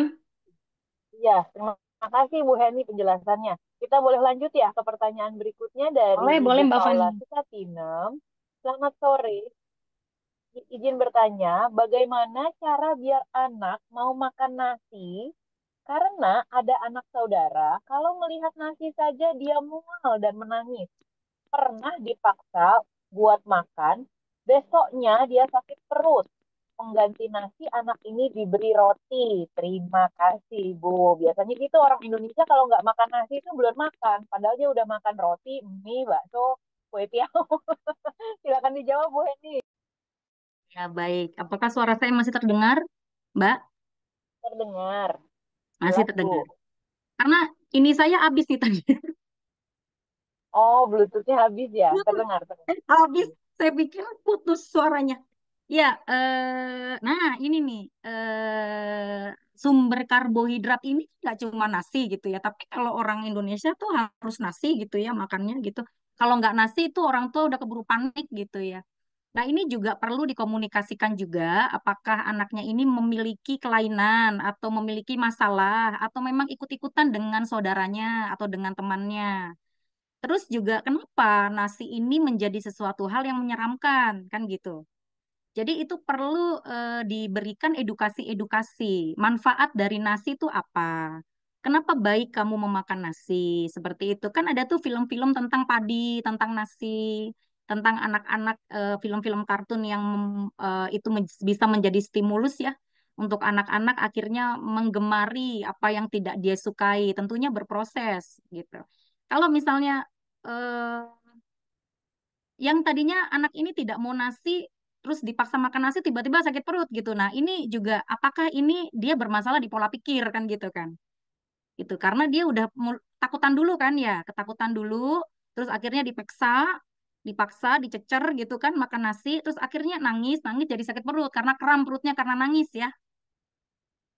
Sakit perutnya karena apa gitu ya Mbak Fani ya. Jadi Ya, kalau betul. memang ada kondisi medis tertentu, tentunya perlu dikomunikasikan, konsultasi oleh dokter anak, dokter tumbuh kembang, oleh ahli gizi, itu penting sih menurut saya, Mbak Fani. Gitu. Jadi kita perlu memberikan edukasi-edukasi bahwa ada sisi baik loh kalau kamu memakan nasi gitu. Tetapi tentunya orang tua juga perlu memahami bahwa sumber karbohidrat kan tidak hanya nasi gitu kan ya gitu. Artinya perlu pinter-pinternya kita memang, karena kan tumbuh kembang anak ini berproses semua gitu kan. Semuanya berproses, tidak bisa baku gitu kan. Ya, jadi tidak mau makan nasi menurut saya itu bukan suatu masalah yang besar ya gitu. Jadi ini perlu juga dikomunikasikan nanti oleh apa orang tua sebagai parenting gitu ya, gitu ke ahli gizi, ke dokter yang menangani anak-anak mereka gitu. Seperti itu Mbak Fani. Ya, mungkin berarti perlu dicari tahu dulu ya, Bu, apakah ada Ya, gangguan organiknya. Kalau betul, memang anatominya ada gangguan, ya mungkin dari situ penyebabnya ya. Dia tidak bisa betul, mencerna betul. Ya, gitu ya. kenapa kok makan nasi jadi sakit perut? Apakah memang triggernya apa kan gitu? Pasti ada trigger kan gitu. Apakah memang jadi dari ketakutannya? Kan namanya anak takut kan. Terus kita kita paksa untuk makan nasi pasti dia pikirannya oh jadi sakit perut gitu karena nangis kan gitu. Karena ketakutan dulu atau memang dia memang tidak bisa ususnya atau lambungnya menerima nasi kan gitu. Itu sebabnya perlu konsultasi sama profesional menurut saya Mbak Fani. Iya. Karena memang Sih, kalau tahu kasus seperti jawabannya. ini saya juga pernah menemukan loh dua orang teman saya sudah usia 50 ke atas ya, Bu. Mereka berdua tidak bisa makan nasi. Yang satu sakit kepala, yang satunya lagi kalau nggak salah sesak napas. Ini kan memang ada, Nah, mungkin ada alergen tersendiri ya dari si nasinya itu yang betul, membuat masalah betul, secara kesehatan ya, Bu ya. Baik, betul. mudah-mudahan terjawab ya Ibu Paula. Ya, Sambil menunggu pertanyaan dari peserta yang lain, saya mau bertanya nih Bu, pertanyaan dari saya ya Bu. Ada rasa penasaran dalam diri saya, apakah kalau gangguan secara psikologis itu menurun secara genetik Bu? Misalkan dalam keluarga pernah ada yang let's say dia ada gangguan depresi atau ada gangguan mental health yang lain, apakah bisa menurun ke anak-anak kita atau ke keluarga kita? Terima kasih Bu. jawabannya bisa Mbak Fan. 73% itu memang ada faktor genetik Mbak Fani. Jadi misalnya nih anak perempuan, kita lihat bapaknya ada apa namanya mental illness atau tidak kan gitu. Mudah depresi selebihnya ya karena memang ada banyak faktor kan pastinya. Karena memang gejalanya ada nih, genetiknya ada gitu. Seperti sama nih, ada genetik diabetes atau ada genetik hipertensi misalnya kan gitu. Nah, artinya kan kalau sudah ada bawaan kan kita juga melihat pola kan dalam hidup kita gitu. Kita bagaimana nih terhindar. Nah, biasanya kita suka gagal di proses kan. Kita suka gagal di proses ya kan. Nah, ini yang memang menurut saya akhirnya itu juga bisa menjadi trigger. Kalau genetik itu bisa, Mbak. Misalnya bapaknya bipolar, anaknya perempuan, 73% itu bisa nular ke anaknya. Selebihnya adalah faktor-faktor di dalam dirinya dia dan lingkungan sosial, Mbak Fani. Bagaimana dia eh, ada masalah nggak sama dirinya dia misalnya, gitu. Bagaimana hubungan dia dengan orang, bagaimana hubungan dia dengan kalau sudah menikah dengan pernikahannya, gitu. Sehingga itu juga bisa menjadi trigger, gitu. Dia bisa menjadi bipolar misalnya, atau bisa bisa depresi, terdepresi ya, itu namanya, gitu. Jadi eh, bisa juga karena dia jadi lebih cepat gitu Mbak Van, lebih cepat dia depresinya lebih cepat dibanding memang dia tidak ada faktor genetik seperti itu, Mbak Fani. Tapi juga tentunya kita tidak bisa yang apa namanya self diagnosis ya Mbak Fani ya gitu. Karena Ya, sekarang kan banyak sekali sumber-sumber ya. Wah, nih kayaknya aku depresi nih, gejalanya depresi banget nih gitu. Udah langsung nih dia bilang dia ngecap dirinya dia depresi gitu kan ya. Itu menurut saya kurang tepat gitu. Kalau memang kita mau tahu kita depresi atau tidak, sebaiknya memang betul-betul kita datang ke profesional gitu. Jadi jawabannya baik, bisa Mbak, bisa. bisa ya. Lalu bagaimana ya Bu untuk memperkecil kan lumayan besar ya resikonya 73% ini lebih dari 50% ya Bu. Bagaimana kita mencegah supaya tidak sampai terjadi gitu selain dari faktor lingkungan karena kita kan tidak bisa menyalahkan lingkungan juga ya jikalau kita berada di lingkungan yang dalam tanda kutip kurang kooperatif atau yang membuat atau yang mencetuskan sampai itu terjadi. Apakah ada yang bisa kita lakukan untuk mencegahnya itu, Bu? Manajemen diri sih Mbak menurut saya. Biasanya orang-orang depresi ini adalah orang-orang yang nggak tegaan Mbak Pan. Jadi dia melakukan semuanya gitu ya, dia coba membahagiakan semua orang gitu. Padahal sebenarnya kan manusia ini punya batas gitu. Nah, bagaimana cara mencegah supaya dia tidak depresi gitu ya? Tentunya kita perlu tahu apa yang membuat dia depresi. Depresi artinya kan depresi ini kan ada runutannya yang Mbak nggak ujuk-ujuk depresi gitu kan. Triggernya misalnya dia tadinya stres biasa, terus stres ringan. Masalahnya sudah selesai, dia masih stres juga gitu. Akhirnya dia mengarah ke stres kronis baru ke depresi kan gitu. Artinya perlu ada manajemen diri, perlu ada apa namanya? Kita tahu, oh ternyata bapakku udah ada gejala ini, jangan-jangan aku juga bisa saja nih bisa depresi juga nih gitu kan. Apa nih yang membuat kita akhirnya supaya kita bisa apa tidak depresi gitu. Jadi apa yang terjadi di dalam diri kita itu menurut saya bisa kita manajemen, Mbak. Baik itu dari pola pikir kita ya kita atur gitu, kita manajemen gitu kan. Gimana caranya untuk nggak mudah sakit hati itu seperti apa kan gitu. Ketika kita ditolak kan dikit-dikit kita stres ya Mbak ya gitu ya. Ketika kita ditolak dikit-dikit kita stres. Bagaimana nih kita caranya untuk ngobrol di depan orang seperti ini nggak gemeteran gitu kan ya gitu. Nah itu tuh gimana caranya gitu. Jadi kita perlu adanya manajemen dan diri kita yang memang mengatur sih Mbak semuanya. Kalau kita ada di lingkungan sosial yang memang itu membuat akhirnya kita tertrigger gitu ya, ya kita bagaimana? Apakah kita bisa ada di lingkungan itu melebur gitu dengan pola yang ada di lingkungan itu dengan baik, atau memang kita perlu memang meninggalkan lingkungan-lingkungan yang akhirnya membuat kita jadi tidak baik-baik saja. Seperti itu Mbak Van. Berarti manajemen dari diri sendiri ya yang penting ya Bu Betul. ya. Bukan karena berarti kita kurang iman, kurang berdoa ya Bu. Karena banyak sih, Baik. betul ya, gitu. Banyak yang bilang bahwa agamanya bagus gitu ya. Kenapa kok dia tetap depresi, tetap kena mental illness gitu ya. Sebetulnya memang betul gitu ya. Menurut saya gini Mbak Van, orang yang tingkat ketuhanannya itu lebih bagus dari orang yang jarang beribadah harusnya. Dia kan memang itu bisa memperkecil kan. Memperkecil dia untuk bisa dikit-dikit stres gitu kan. Dikit-dikit stres. Stres itu memang perlu, menurut saya perlu, tapi stres yang baik ya kan. Stres itu ada yang baik, ada yang memang tidak baik gitu. Bukan berarti itu gitu. Tetapi sama halnya mahasiswa, menurut saya yang punya laptop itu seharusnya kan lebih bagus dari yang tidak punya laptop kan Mbak Fania. Logikanya gitu, gitu. Nah, ini kan kenapa orang yang agamanya bagus, terus sering berdoa, kok dia depresi-depresi juga? Artinya kan ada yang dia terapkan nggak dalam dirinya dia, kan gitu.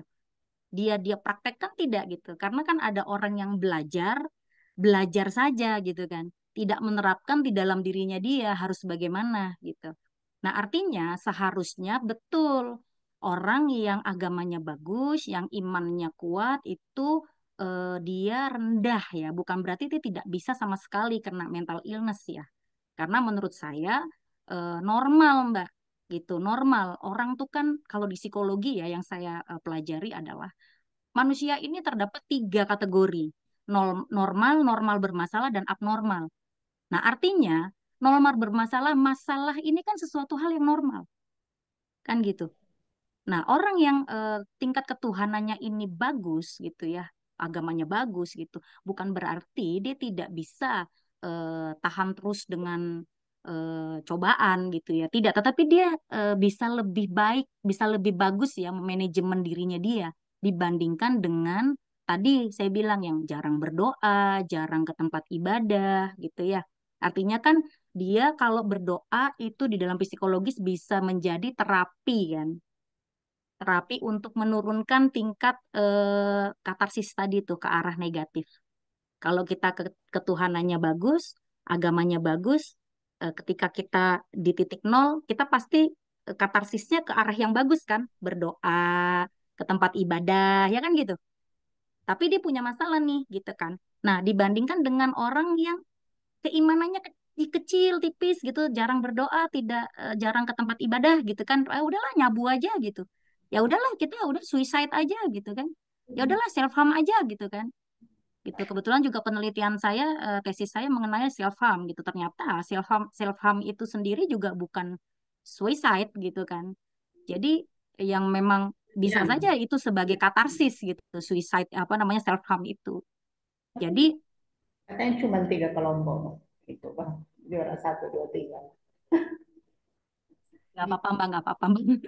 Ada yang bocor Nggak nih, Bu. apa-apa Mbak Fani. Ini mengenai psikologi, jadi bebas Mbak. Ya, baik. Kalau kita bicara tentang psikologi, memang buat saya pribadi ini sangat menarik ya, Bu. Nggak akan selesai-selesai nih. Tapi kita masih banyak acara ya, Bu. Karena kita mau bagi-bagi door prize juga. Mungkin di lain kesempatan, kalau ada kesempatan kita bisa ngobrol lagi ya, Bu. Atau Saya teman-teman jika saya ada saya debat. belajar tentang manusia sampai S3 loh Mbak. Itu nggak akan ada Waduh. habisnya Mbak. Si Kalau bisa sampai esteller ya, Bu. teler, saya teler sendiri. Terima kasih Mbak Fani, terima kasih Bapak Aduh. Ibu. Wah, saya senang sekali nih bisa berkenalan, berjumpa langsung.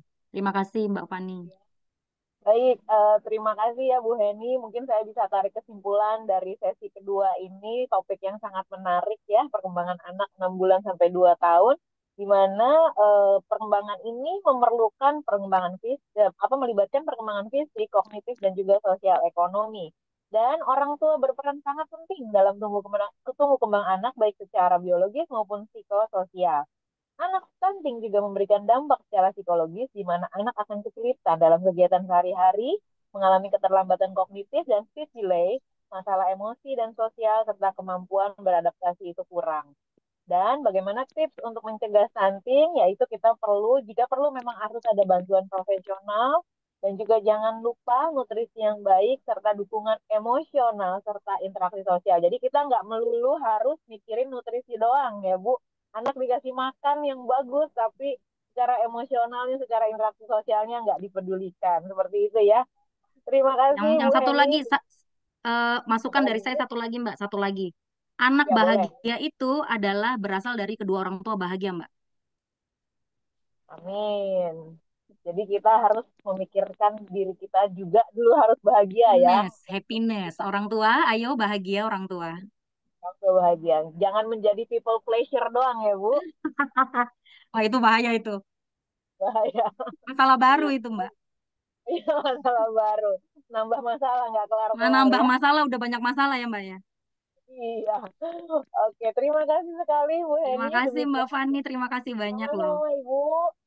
Demikian akhir dari sesi kedua ini yang sangat menarik sekaligus akhir dari pemaparan materi hari ini. Selanjutnya kami akan kembalikan kepada MC Bu Yuni. Saya Dr. Fani selaku moderator undur diri. Saya mohon maaf atas segala kekurangannya. Terima kasih. Terima kasih banyak Bu. ya baik. Terima kasih Dokter Fani. Sepertinya untuk materi terakhir ini luar biasa ya. Kalau bicara terkait dengan psikologis itu sangat menarik untuk dibahas memang. Ya, baik. Terima kasih kepada Dokter Heni yang sudah membawakan materi pada hari ini dan juga untuk Dokter Nevin yang tadi pada sesi 1 sudah memberikan materi.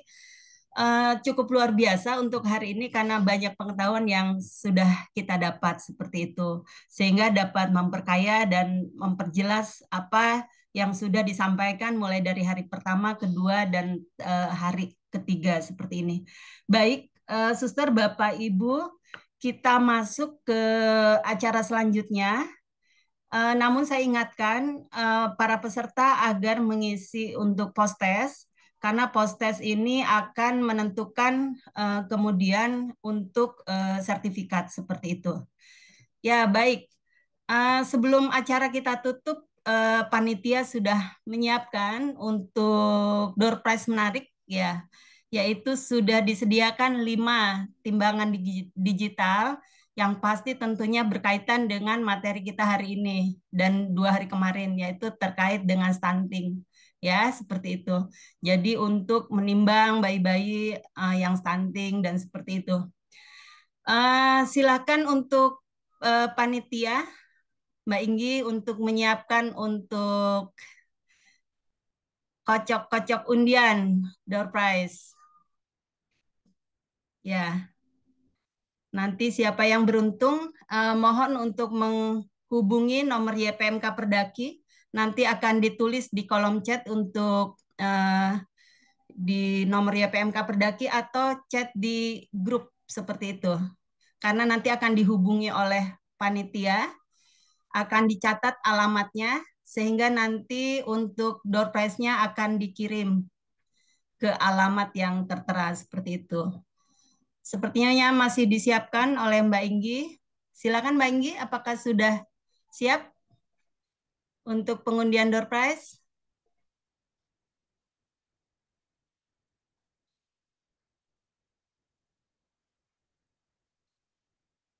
Untuk para peserta juga diingatkan bagi yang belum mengisi daftar hadir, silakan mengisinya sehingga nanti bisa diundi seperti itu.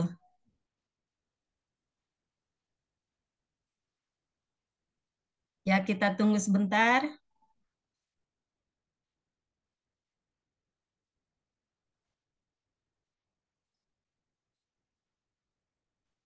Untuk daftar hadir sudah ada di kolom sebelumnya.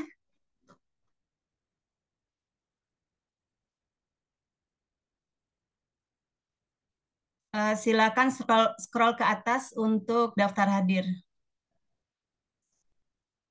Ya, silakan. Oke, Mbak Inggi, kalau sudah siap, silakan diberi. Oke, baik, stop. Ya, oke, atas nama Ibu Tutik Wahyuningsih. Ya, selamat kepada Ibu Titik Wahyuningsih.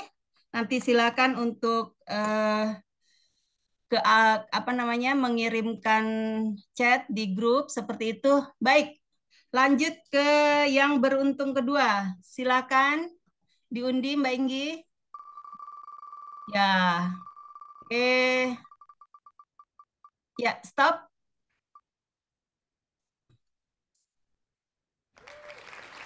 Ya, atas nama Dr. Florentina Ana. Yang kedua, selamat kepada Dr. Florentina Ana.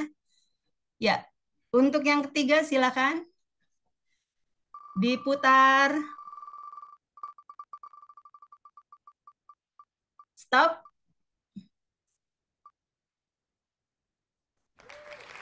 Ya, atas nama Ibu Siti Munawaaroh. Wah, rupanya dari tiga ini ibu-ibu semua. Siapa tahu yang keempat nih bapak-bapaknya ya. Oke, diputarnya agak lama. Mbak Inggi, silakan. Ya, masih diputar, masih diputar. Stop. Ya, waduh, perempuan lagi. Dokter Alisa Amelia Santoso. Oke. Ya, kita undi yang terakhir. Diputar Mbak Inggi. Ya, terus stop. Oke. Dokter Agustina Tanusaputra. Baik, mohon maaf untuk bapak-bapak rupanya belum beruntung di sore hari ini, tidak apa-apa ya. Kita nanti akan ada webinar berikutnya. Semoga bisa ikut dan bisa beruntung. Ibu Yuni, apakah kita mau cek yang mendapatkan undian tadi hadir atau semua dapat ya? Oke, baik. Sepertinya Ibu Tuti tadi kan yang bertanya ya. Dokter Florentina juga ada. Dokter Agustin ada. Ibu Siti Munawaroh juga ada sepertinya ya. Enggak, ini Ada emang ada semua dok, soalnya Ada semua? dari Ya daftar baik. hadir ya. Oke. Ya, baik. Jadi dari 5 itu ada semua ya, dokter. Ya, Ya. baik, sekali lagi kami ucapkan selamat untuk yang mendapatkan door prize. Sebelum kita tutup, mungkin ada pengumuman dari Dokter Angela sebagai panitia dan juga penyelenggara. Silakan, Dokter Angela. Oh ya, terima kasih Ibu Yuni. Ya, pertama-tama saya mengucapkan terima kasih kepada semua narasumber, moderator, dan terutama para peserta yang telah mengikuti webinar Cegah Stunting ini selama 3 hari berturut-turut. Semoga apa yang kami sampaikan dapat bermanfaat dan juga tadi sudah disampaikan Dr. Fani, kami mohon maaf apabila masih ada kekurangan ya, ketidaksempurnaan dalam penyelenggaraan ini. Mudah-mudahan di webinar berikut kami bisa lebih meningkatkan dan memperbaiki diri. Mengenai SKP Kemenkes pada sore hari ini, mohon maaf ya Pak Asep tidak bisa hadir, tidak bisa mendampingi kita karena ada kegiatan lain, tetapi masih bisa nanti dihubungi lewat grup ya. Jadi kalau ada yang kesulitan, kemarin kan sudah dijelaskan kita harus mengisi evaluasi dulu ya, kemudian mengisi post-test. Post-testnya sampai lulus boleh diulangi. Ya, nanti apabila ada kesulitan, silakan di chat di grup, Pak Asep akan membantu. Itu saja, Ibu Yuni, terima kasih. Ya, baik dokter, terima kasih. Bapak Ibu Suster, dengan demikian selesailah sudah seluruh rangkaian acara serial webinar komprehensif optimalkan 1000 hari pertama kehidupan untuk mencetak generasi emas yang gemilang yang diselenggarakan oleh YPMK Perdaki dan PPKC. Sekali lagi, saya sebagai MC dan juga seluruh panitia mengucapkan terima kasih kepada narasumber, moderator, dan Bapak Ibu semua. Kami mohon maaf jika masih ada kekurangan atau kesalahan dalam webinar kali ini. Semoga kita dapat bertemu kembali dalam workshop, seminar, atau diklat lainnya yang diselenggarakan oleh YPMK Perdaki dan PPKC. Mari Bapak Ibu Suster kita tutup rangkaian dari webinar 3 hari ini dengan doa. Saya akan kembali memimpin secara Katolik. Mohon peserta yang lain dapat menyesuaikan. Dalam nama Bapa dan Putra dan Roh Kudus. Amin. Tuhan, kembali kami datang ke hadirat-Mu untuk bersyukur dan berterima kasih atas berkat dan penyertaan-Mu dalam webinar 3 hari ini. Semoga apa yang sudah disampaikan oleh narasumber dapat kami laksanakan dalam pelayanan kami. Dimuliakanlah nama-Mu kini dan sepanjang masa. Amin. Dalam nama Bapa dan Putra dan Roh Kudus. Amin. Baik, Bapak, Ibu, Suster semuanya, sekali lagi kami ucapkan terima kasih atas kehadirannya dengan setia selama 3 hari ini. Selamat sore, mungkin selamat malam untuk yang ada di WIT. Semoga kita bisa bertemu kembali di lain kesempatan. Terima kasih. Salam sejahtera untuk semuanya. Terima kasih dokter atas kesempatannya. Sampai jumpa lagi. Ya. Oh iya, maaf, Ya. kita belum foto bersama ya? Belum foto ya. Oke. Ya. Belum foto sama Ini adalah hal yang paling penting, foto. Betul. Ya, foto. Ya, silakan on cam dulu semuanya. Kita foto bersama terlebih dahulu.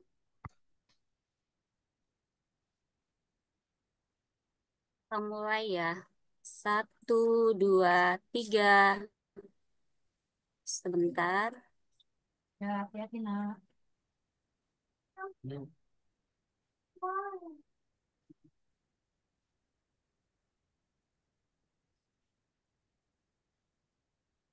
Slide yang kedua ya.